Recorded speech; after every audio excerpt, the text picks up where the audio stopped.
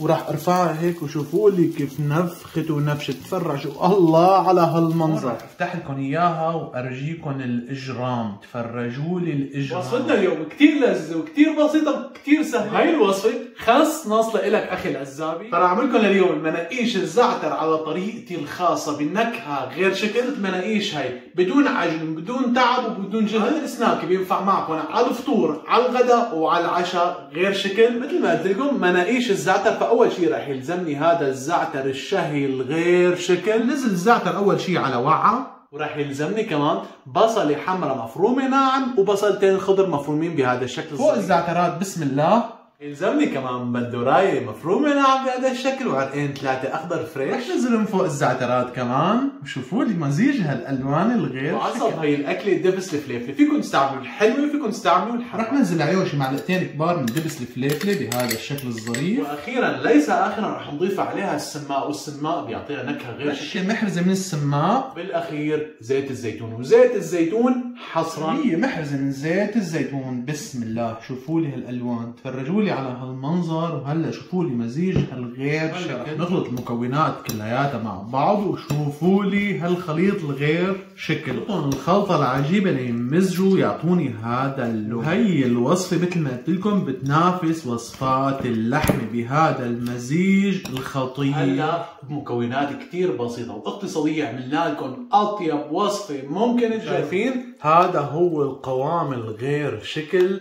لهالخليط. تفرجوا لي هالمنظر. ريحتها بتاخذ ضمانات العقل. هلا بتجيب خبز التورتيلا او اي نوع خبز متوفر عندكم. هلا رح جيب من الخليط تبعي ورح افرده على نص الخبزه بهذا الشكل. وتفرجوا لي اللون وشوفوا السقسقه. وهلا بالنهايه رح تشوفوا لي النكهه الغير شكل. ورح تقولوا لي اطيب من اللحمه يا شيخ. هلا رح نطب الخبزه على النص الحلو. نكون عملنا اول وحده ساده. وهلا كمان رح ندللكم اياها مع شويه اشقوان. وهلا رح تشوفوا معي كيف. كمان رح جيب من هذا الخليط الغير شكل. وعن جد شوفوا لي لون هالخليط الغير شكل. تفرجوا منظره ما اروع. هاي اختياريه. فيكم تضيفوا الاشقوان مثلي يا عيني على الاشقوان. وفيكم ما تضيفوا. رح نطب هذا النص على الثاني ونعمل له ضغطه خفيفه. هلا بدي اعمل باقي الكميه بذات العمليه. رح اضيف شويه اشقوان رح اترك شويه. هلا بعد ما عملت مناقيشي كلياتهم او العرايس بدي اروح فيهم على صاجه حاميه على الغاز. بدنا نشويهم على الطرفين ونرجيكم الترتيب. وهلا وعلى صاجه حاميه رح ننزلهم بهذا الشكل الظريف. ورح نشويكم كم وحده ونرجيكم الترتيب الغير شكل. ورح اتركهم ليتأمروا على الطرفين ورد ارجيكم. العمليه رح تاكل معي بين 10 ل 15 دقيقه لاشوي كل. سمعتوا لي هذا الصوت وعرفوا انه اموركم صارت باللوز. رح افتحها هيك وارجيكم هالمنظر. شوفوا شوفوا شوفوا شطة الاشقوان. هلا رح اجي اقلبها على الطرف الثاني. الله على هالمنظر. شوفوا هالتأميره ما تبلى. والثاني رح نعمل لها قلبه. الله. وراح اشويهم كلياتهم بهذا الشكل الغير شكل. وراح ارفعها هيك وشوفوا لي كيف نفخت ونفشت. تفرجوا الله على هالمنظر. بعد ما شويتهم كلياتهم تفرجوا لي هالمنظر اللي عجبي. منظرهم بشهي القلب. قبل ما تجوا لعندي على الدواء وعلى الحارق اعملوا لكم كاسه شاي اقرق عجم وتعالوا لعندي على الحارق. وهون راح افتح لكم اياها وارجيكم الاجرام. تفرجوا لي الاجرام. وراح ندوق اللي بالاشقوان الغير شكل. وراح اعمل لها كمان ثانيه هيك لتصير عندي هاي السندويشه الغير شكل المعمرمه.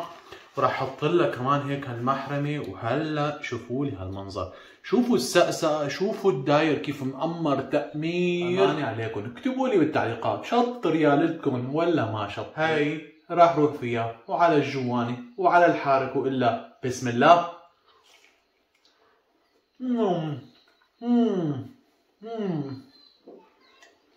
بدي اشفط شاي.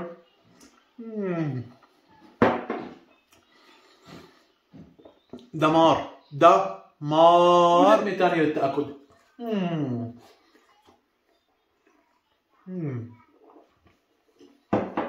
بتمنى تكون عجبتكم الوصفة واستفدتوا مثل العادة. وإذا عجبتكم انزلوا على الفيديو في 3 شغلات: اللايك الشير والاشتراك. كبسوها عشوائي ولكم من هون الطريق ونشوفكم فيديو